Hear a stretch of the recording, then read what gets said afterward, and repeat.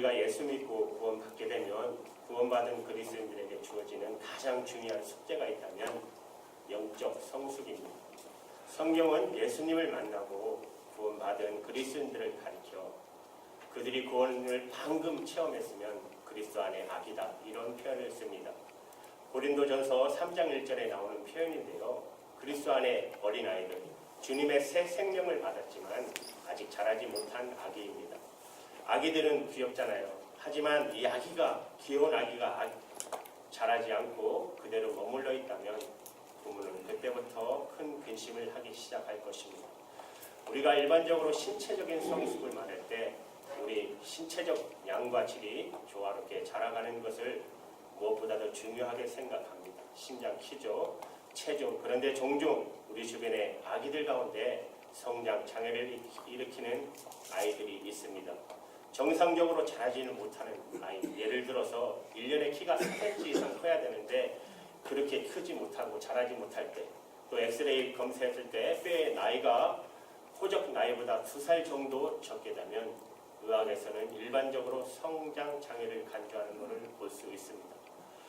우리가 이런 신체적인 성숙에는 민감하게 커다란 관심을 기울이면서도 그러나 우리의 영적 성숙에는 얼만큼 관심을 가지고 있을까요?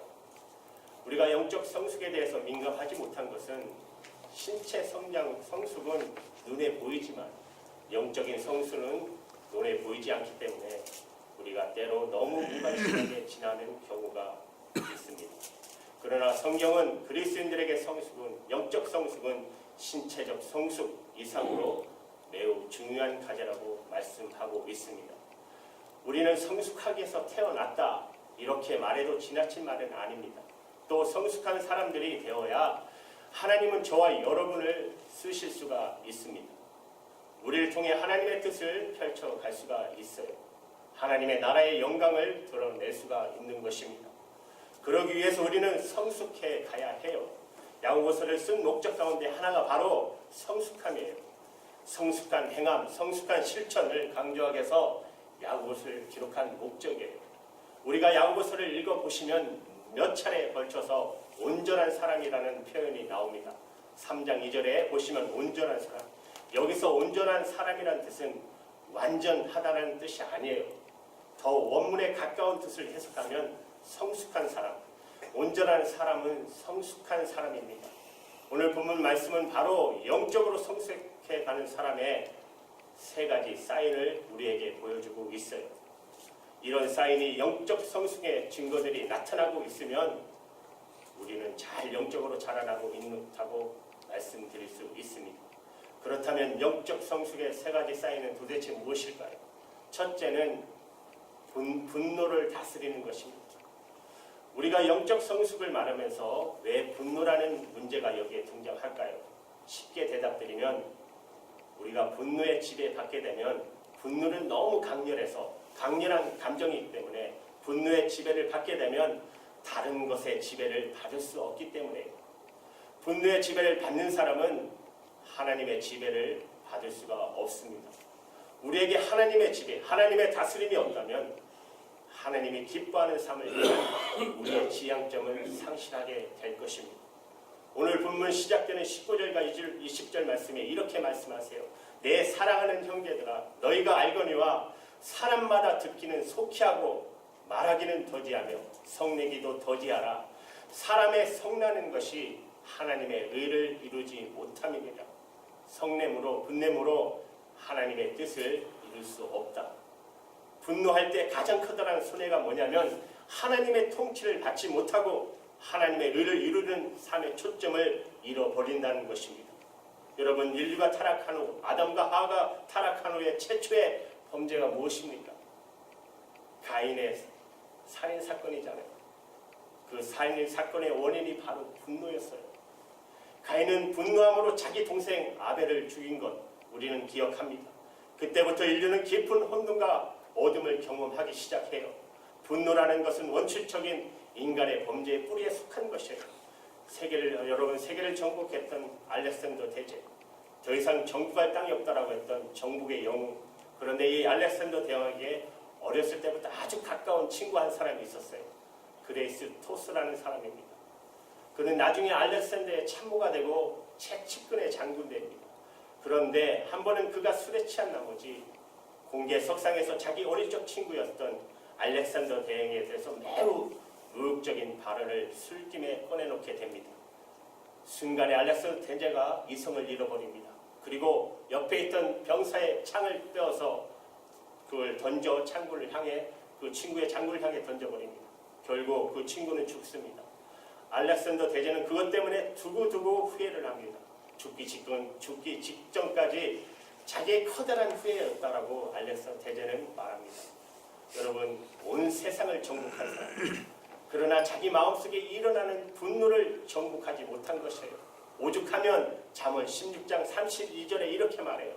노하기를 더디하는 자는 용사보다 낫고 자기 마음을 다스리는 자는 성을 빼앗는 자보다 나으니라. 우리의 마음을 다스리는 것 가장 중요한 것이에요. 특별히 마음속의 분노를 다스리는 것 무엇보다도 중요한 과제입니다. 여러분, 분노 그 자체를 성경은 죄라고 말하지는 않아요. 분노할 수 있죠. 분노를 다스리지 못하는 것이 문제예요. 분노를 다스리지 못하면 죄가 될 수 있습니다. 이 두 가지 차이를 사도 바울은 에베소서 4장 26절에 이렇게 말해요. 분을 내어도 죄를 짓지 말며 해가 지도록 분을 품지 말라. 분을 내어도 뭐예요? 죄를 짓지 말라는 것입니다. 분노 자체가 죄라는 것은 아니에요. 화를 못 내면 그게 어떻게 사람입니까? 분을 낼 수 있어요. 화를 낼 수 있어요. 그러나 그것을 다스리지 못하는 것입니다.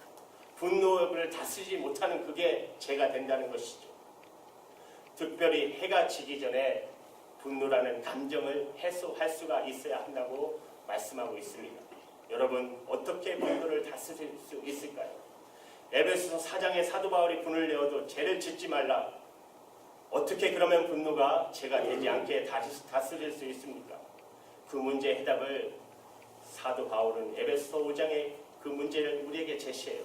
우리가 잘 아는 에베소서 5장 18절에 바로 이 분노의 문제에 대한 하나님의 처방이라고 할 수 있어요. 에베소서 5장 18절에 술 취하지 마라. 이는 방탕한 것이니 오직 성령으로 충만함을 받으라. 술 취함과 성령 충만함을 사도 바울은 왜 비교했을까요? 두 가지 공통점이 있어요. 두 개 다 지배하려는 성향이 있어요. 술에 취하면, 여러분 술 취한 사람 보셨잖아요. 술의 지배를 받어요. 그래서 술 취하지 말라고 말하는 것입니다. 왜냐하면 우리는 술에 지배받아 살아야 할 사람들이 아니기 때문에. 술 취하지 말라. 이것은 방탕한 것이니 오직 성령의 충만함을 받으라. 성령으로 충만하면 성령의 지배를 받게 되어 있습니다. 하나님의 영이 우리를 다스립니다. 하나님의 영이 우리를 인도하는 것입니다. 그러므로 마음의 분노가 솟구칠 때마다 성령 충만을 구하십시오. 성령님, 저를 다스려 주십시오. 그리고 본문의 20절의 말씀을 상고하십시오. 사람이 성내는 것이 하나님의 의를 이루지 못함이니라. 그런데 이 말씀을 잘 보시면 이 말씀에 두 가지 아주 대조적인 단어들이 나와요. 먼저 사람 하고 나온 다음에 대조되는 게 하나님. 또 성냄, 분냄 대조되는 단어가 의입니다. 그래서 사람이 성내는 것, 하나님의 의를 이루지 못함이니라. 여러분, 성내면 무엇보다 하나님의 의를 이룰 수가 없다는 것입니다. 하나님의 뜻을 이룰 수 없다는 것이에요. 그러므로 성령 충만을 사모하십시오.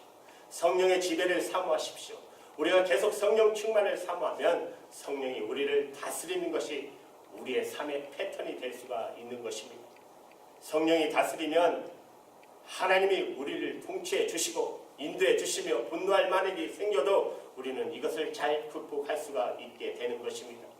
그리고 그 분노를 다스리는 모습을 보면서 어느 날 자기 자신의 모습 속에 내가 이렇게 성숙한 모습으로 변했구나라는 것을 보게 되잖아요.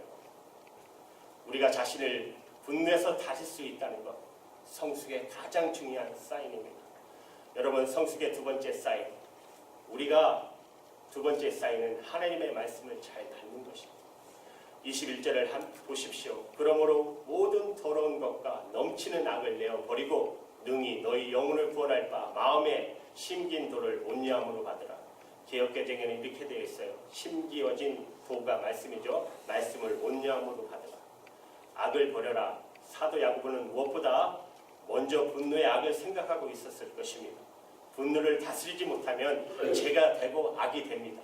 그 악을 버리라고 말씀합니다. 그 대신 악을 버리는 대신에 그 다음에 영혼을 구원할 말씀, 그 말씀을 온유함으로 마음에 심어야 한다고 이렇게 가르치고 있어요. 사랑하는 여러분, 내 마음속에 말씀의 씨가 떨어지면 말씀의 열매가 맺어지게 되겠죠.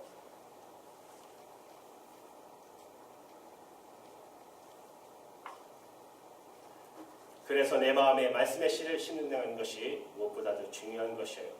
말씀의 씨가 내 마음의 땅에 떨어지면 그것이 30배, 60배, 100배의 열매를 맺게 되는 것입니다.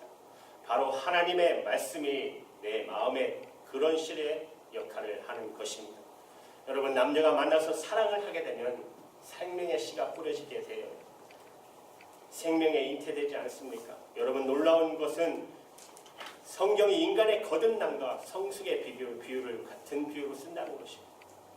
베드로전서 1장 23절에 보시면 너희가 거듭난 것은 썩어질 씨로 된 것이 아니요 썩지 않을 씨로 된 것이니 하나님의 살아있고 항상 있는 말씀으로 되었느니라. 여인의 밭에 씨가 뿌려져 생명이 잉태된 것처럼 인간의 마음속에 말씀의 씨가 떨어지면 거듭나게 되고 새로운 생명을 얻는다.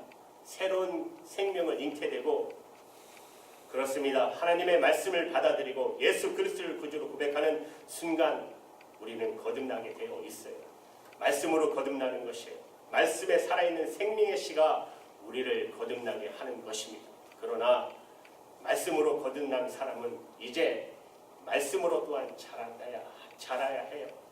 또 정상적인 그리스도인이 된 사람들은 여러분 아기가 젖을 삼하듯이 하나님의 말씀을 삼하게 되어 있습니다.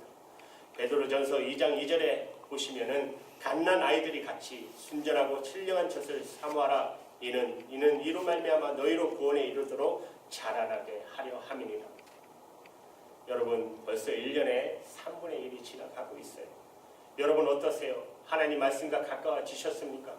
성경과 더 가까워지셨습니까? 한 신학자가 이런 말을 해요. 나와 성경의 거리는 나와 하나님의 거리를 결정한다. 내가 성경과 가까울수록 하나님과 가까울 것이다. 내가 성경과 멀어질수록 하나님과 거리는 멀어지는 것이다. 어떻습니까? 1년에 3분의 1이 지나가면서 나는 이 말씀에 가까워지는 삶을 살으셨어요? 아니면 말씀이 멀어지는 삶을 살으셨습니까? 말씀을 읽고 묵상하고 큐티하고 말씀을 연구하고 또 말씀에 대해서 마음의 강렬한 욕구를 갖고 하나님의 말씀을 갖게 하는 삶을 살으셨습니까? 여러분 요한계시록을 쓴 사도 바울은 종말 마지막 때에 살아가는 성도들에게 종말의 혼동한 이 속에서도 축복을 누리는 가장 진정한 삶이 복이 무엇인가를 우리에게 보여주고 있어요. 요한계시록 1장 3절에요.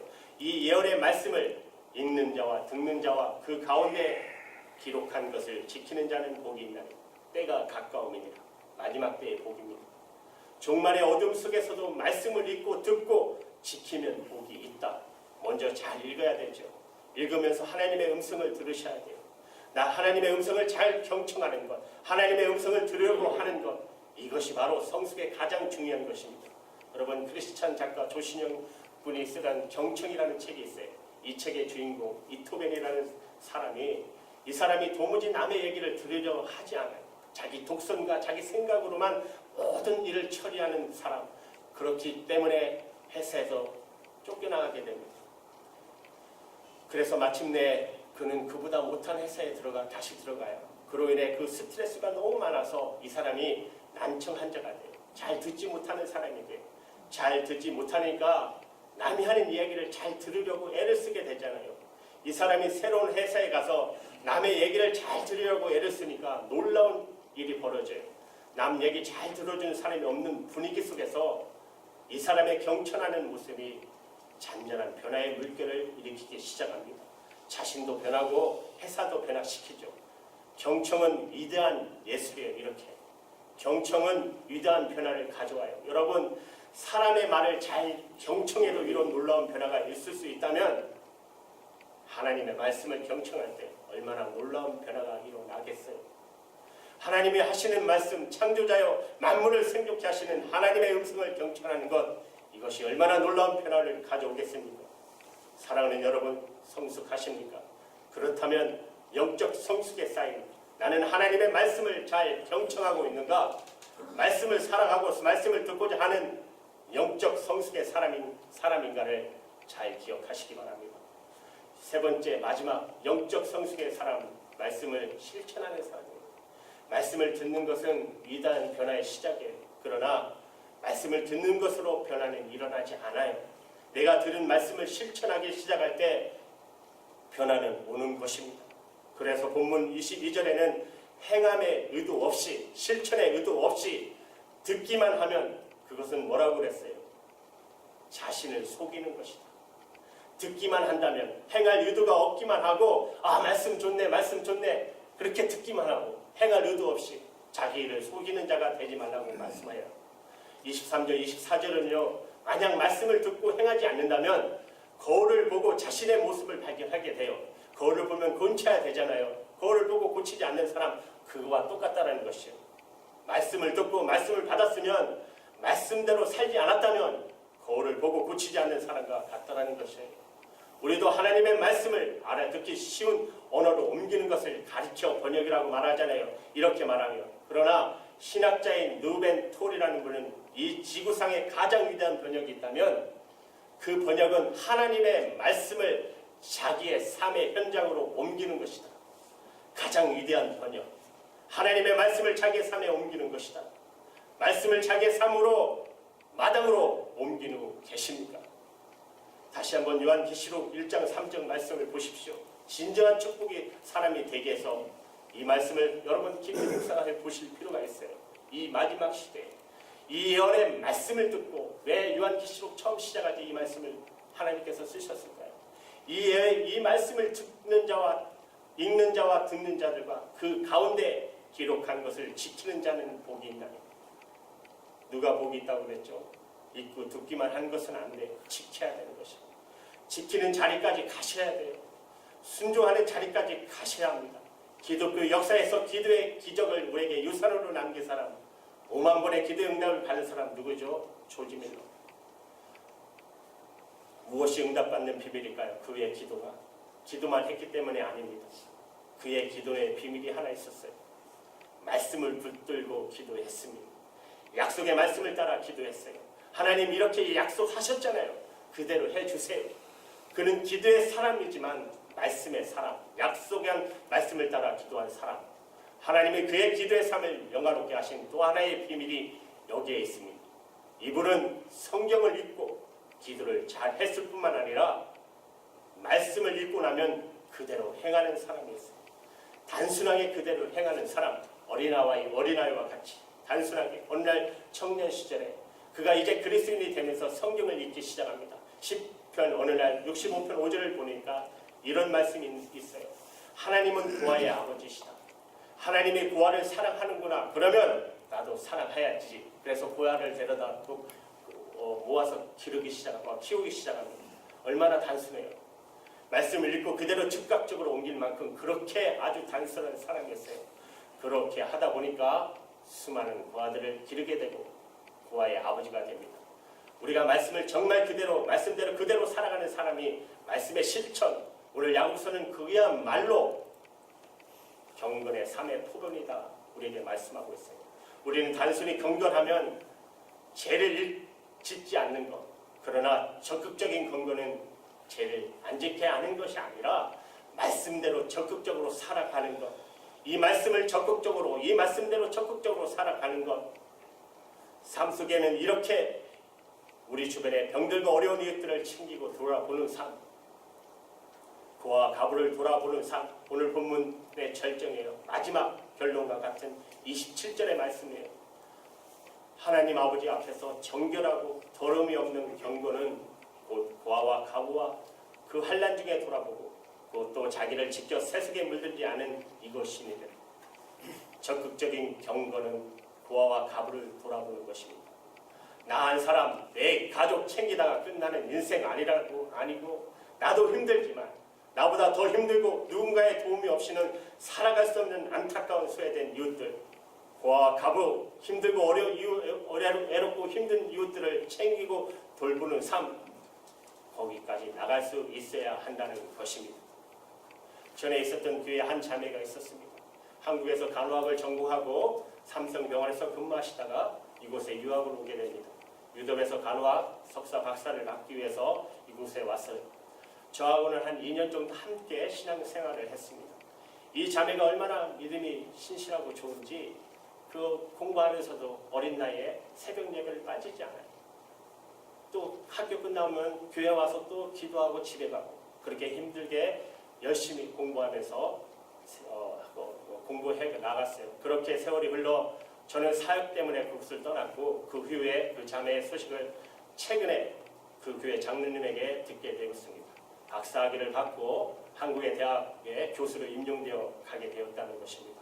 그러나 이 자매가 그 자리를 마다하고 아프리카의 가난한 나라로 자원해서 떠납니다. 그가 마지막 선교 여행을 교회에서 떠난 적이 있었어요. 아프리카의 가장 가난한 나라 부르키나파소에 가서 그 현실을 보고 이 자매가 그때부터 기도를 했었어요. 하나님, 내가 한국 가서 교수하는 것이 옳습니까? 내가 여기에 와서 이들을 섬기는 것이 옳습니까? 자기의 욕망은 계속 한국에서 너 공부했잖아. 가르치고 이제 너 좋은 직장, 정말 부러워하는 직장이 되었잖아. 누구나 할 수 없는 것. 그런 마음이 생겼지만 기도할 때마다 너가 가서 섬겨줬으면 좋겠다. 너가 가서 섬겨줬으면. 계속 하나님의 말씀의 음성에 그 자매가 순종을 합니다. 그리고 떠나가서 지금 의료 선교사로서 지금도 잘 아름답게 선교하고 계시다는 소식을 지금도 들었습니다. 하나님, 내가 너가 가서 섬겼으면 좋겠다는 그 순종의 음성에 이 자매는 순종했어요. 사랑하는 여러분, 영적 성숙의 기적이 뭔지 압니까? 우리가 사람을 치유하고 낫고 능력받아서 그것도 중요하지만 가장 중요한 것은 순종입니다. 내가 갈 수 없는 곳에 가서 그들을 섬기는 것, 애롭고 힘들고 어려운 자들에게 가서 섬겨주는 것, 주님이 우리에게 가장 원하시는 순종과 영적 성숙이 바로 이 모습입니다. 오늘 20절의 마지막 결정이 뭐예요? 영적 성숙의 결정이 외롭고 가난하고 지치고 가부와 고아들을 돌아보고 그들을 위해서 섬기는 삶, 우리에게 요구하시는 영적 성숙의 마지막 결단이고 열매가 되기를 주님의 이름으로 축복합니다. 아멘. 기도할게요. 사랑합니다.